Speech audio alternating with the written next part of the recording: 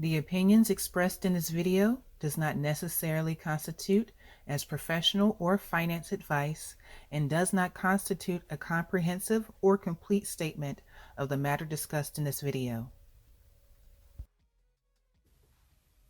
Okay, thank you guys so much for coming in.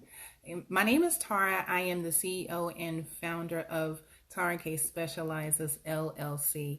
We focus on financial support for small business owners and person to person type deals. Today, we're going to be talking about how to set up your balance sheet. A lot of us who have transactions, whether it be through cash, credit, or debit card, or even checks, we have to be able to set up different strategies and then separate categories to know exactly what's what so we can see what's going out and what's coming in.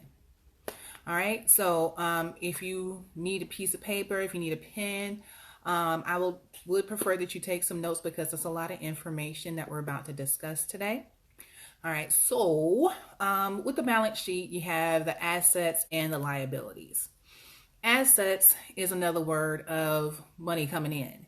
That includes cash, that includes any type of investments, people who owe you money, your tax return coming back in, any type of property, whether it be your car or land or business.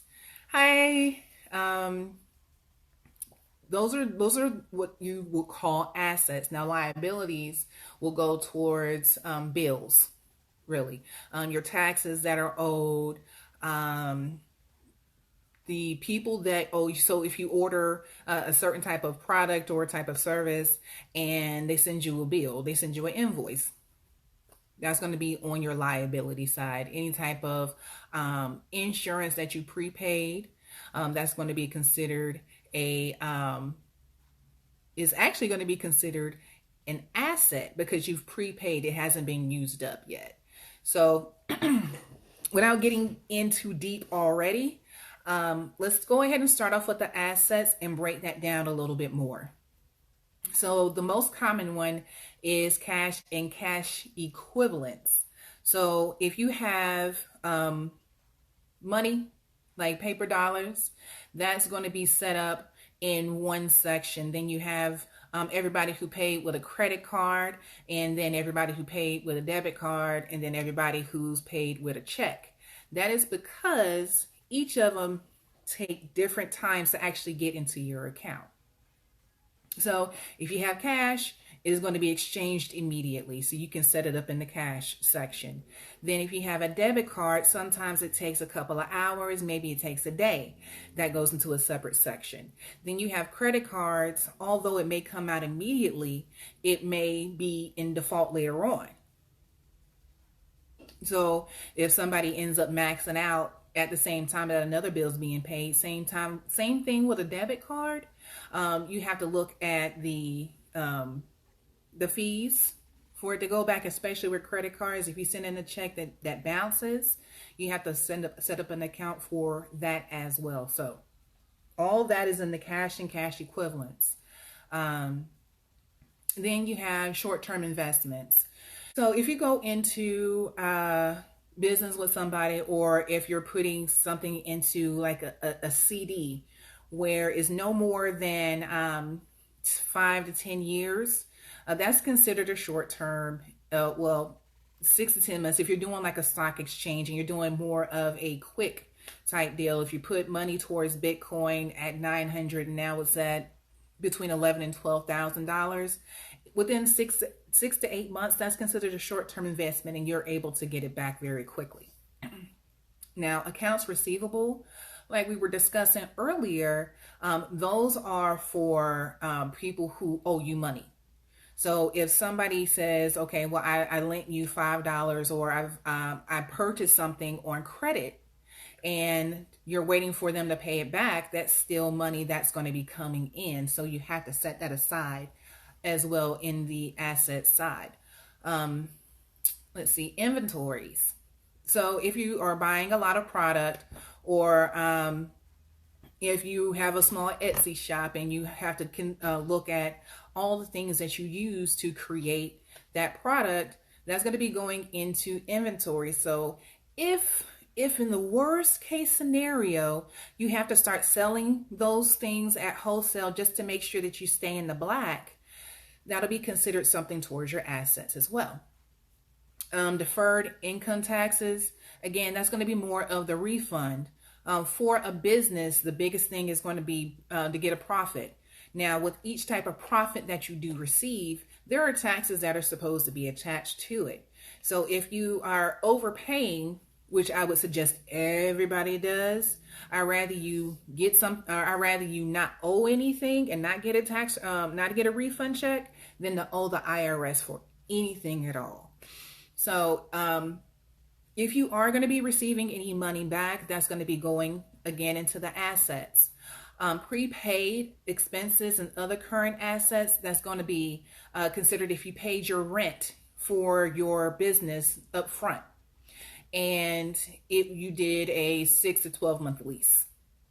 So you put all the money up front, you already paid all the money up front, and although you didn't use that money, is still going to be considered an asset until it's spent. Okay. Now that's going to be considered the current assets of things that you're able to make liquid in case of an emergency immediately. Other assets are property. So for buildings that you're renting out, or if you have any land that's unused, if you own the land that your house is on, that's considered an asset. Now, if you do buy a car or if you buy equipment for your business, you're going to be getting it for the retail price. But as soon as you leave the parking lot for a car, or as soon as the initial warranty starts to expire, it goes through something called depreciation. Now, depreciation is set up so the value starts to drop. It's not always going to be the same amount that you paid for off the lot or out of the store. Consider new shoes versus used shoes, or new car versus used car. It goes through a system of depreciation, and then it can be sped up if you got a tear on it or there's a dent. So you have to think about how much is valued at that time. Okay.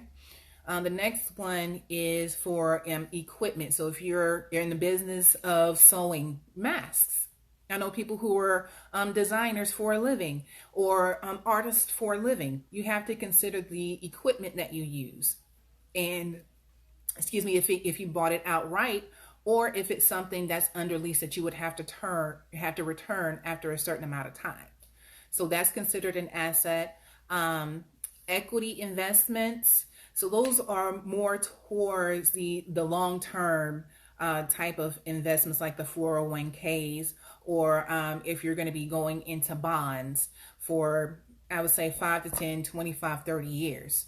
So those are the things that you can still consider an asset, and they will fluctuate more gradually, but you can still consider that something that you're able to turn into cash. Let's see.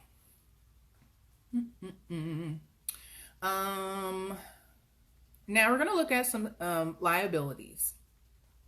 Now the liabilities can go into the things that you've already paid for, the things that you owe, any interests that you owe. So let's go ahead and break that down real quick. The loans payable and current portion of long-term debt. So if you bought a car and you're making car payments, that is a long-term debt. So if you go into a lot, or and you're wanting to purchase a car, that gives you an option to pay for it outright, or they can give you a payment plan. Each payment plan also includes a interest rate, so it's not going to be the set price, and both of those things will be considered liabilities. So those are going to be, although they're both on the same type of transaction, it'll be broken up into two different sections. Let's see. And the liabilities for accrued retirement and profit sharing contributions. is going to be money that you put into your 401k, not what you actually get out of it.